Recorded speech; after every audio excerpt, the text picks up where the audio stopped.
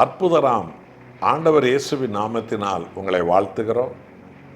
வாஞ்சையோடு கூட அழியாத வேத சத்தியத்தை வாசியுங்கள். உங்கள் மேல் தேவ பிரசன்னம் வரும். எந்த ஒரு சூழ்நிலையிலும் தேவ சமூகத்தில் அப்பா பிதாவே, ஆண்டவராக இயேசுவின் முகத்தை பார்த்து என்னை ரட்சியும், ஆசீர்வதியும், சுகமாக்கும், விடுவியும், உயர்த்தும், அபிஷேகம் என்று வாஞ்சையோடு கேளுங்கள். அடையாளங்களோடு கூட உங்களை தேவன் ஆசீர்வதிப்பார். 1 சாமுவேல் 2ஆம் அதிகாரம் 8வது வசனத்தை பாருங்கள். அவர் சிறியவனை புழுதியிலிருந்து எடுத்து எளியவனை குப்பையிலிருந்து உயர்த்துகிறார். அவர்களை பிரபுக்களோடு உட்காரவும் மகிமையுள்ள சிங்காசனத்தை சுதந்திரிக்கவும் பண்ணுகிறார். பூமியின் அஸ்திபாரங்கள் கர்த்தருடையவைகள், அவரே அவைகள் மேல் பூச்சக்கரத்தை வைத்தார். அல்லேலூயா. நம்முடைய தேவன் எளியவர்களை சாம்பலிருந்து தூசிலிருந்து உயர்த்துகிறவர். சிறியவர்களை குப்பையிலிருந்து அவர் இதோ தாழ்மையிலிருந்து உயர்த்துகிறவர். சிங்காசனத்தில் உட்கார வைக்கிறவர். தலைவர்களோடு கூட, பெரிய பெரிய ஞானிகளோடு கூட, பெரிய பெரிய பரிசுத்தவான்களோடு கூட, பெரிய பெரிய பிஷப்மார்கள், தீர்க்கதரிசிகள், பெரிய பிரசித்தி பெற்ற ஊழியக்காரர்கள், பெரிய பெரிய நாட்டு தலைவர்கள் மத்தியில் நம்மை அவர் உட்கார வைக்கிறவர். அவரே தேவன் என்பதை எளியவர்களை உயர்த்தி அவர் காட்டுகிறவர்.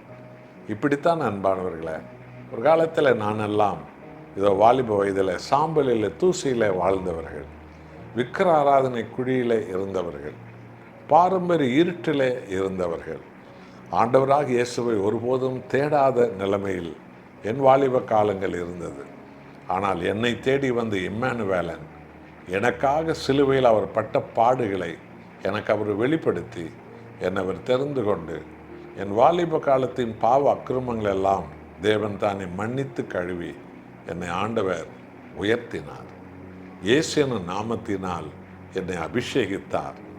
பரிசுத்த ஆவியினுடைய அந்த நிரப்புதலை தந்து ஆண்டவராக இயேசுவை விசுவாசி, அப்பொழுது நீ விடுவிக்கப்படுவாய், உன் பாவங்கள் மன்னிக்கப்படும், உன் வியாதி சுகமாகும், உன் துக்கம் சந்தோஷமாக மாறும் என்று சொல்லி ரோட்டு ஓரத்தில் நின்று வருவோர் போவோருக்கெல்லாம் என் வாலிப வயதில் இயேசுவின் நாமத்தை தேவன் சொல்ல வைத்தார்.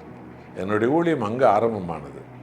அங்கு தானே 2 பேர் 20 பேர் ஆகி, 20 பேர் 200 பேர் ஆகி, பிறகு என்னை தேடி அநேக பாதிரிமார்கள் வந்து அவர்கள் வாழ்க்கை மாறிய சாட்சியை பார்த்து என்னை சபையில் போதிக்க வைத்து, பிறகு என்னை அநேக பிஷப்மார்கள் வரவழைத்து அவர்கள் பல ஊர்களில் போதிக்க வைத்து உலகமெல்லாம் ஆண்டவர் இயேசுவின் நாமத்தை இன்றைய வரைக்கும் போதிக்கும்படி தேவன் செய்திருக்கிறார்.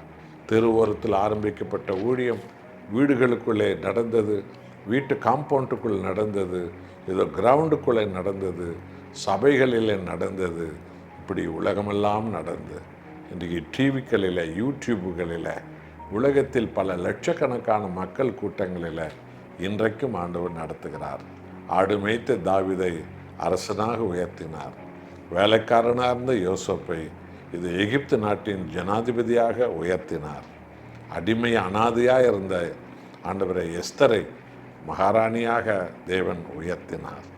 தனிமரமாய் நின்ற ஆபிரகாமை இதோ ஜாதிகளின் விசுவாச தகப்பனாக உயர்த்தினார். மீன் பிடிக்கிறவர்களாய் குப்பையில் இருந்த அப்போஸ்தலர்களை பெரிய பரிசுத்தவான்களாய் பரலோக ராஜ்யத்தை மனித வாழ்வில் கொண்டு வரும் இயேசு கிறிஸ்துவின் அப்போஸ்தலர்களாக மாற்றினார். இதைத்தான் உங்களுக்கும் தேவன் செய்வார்.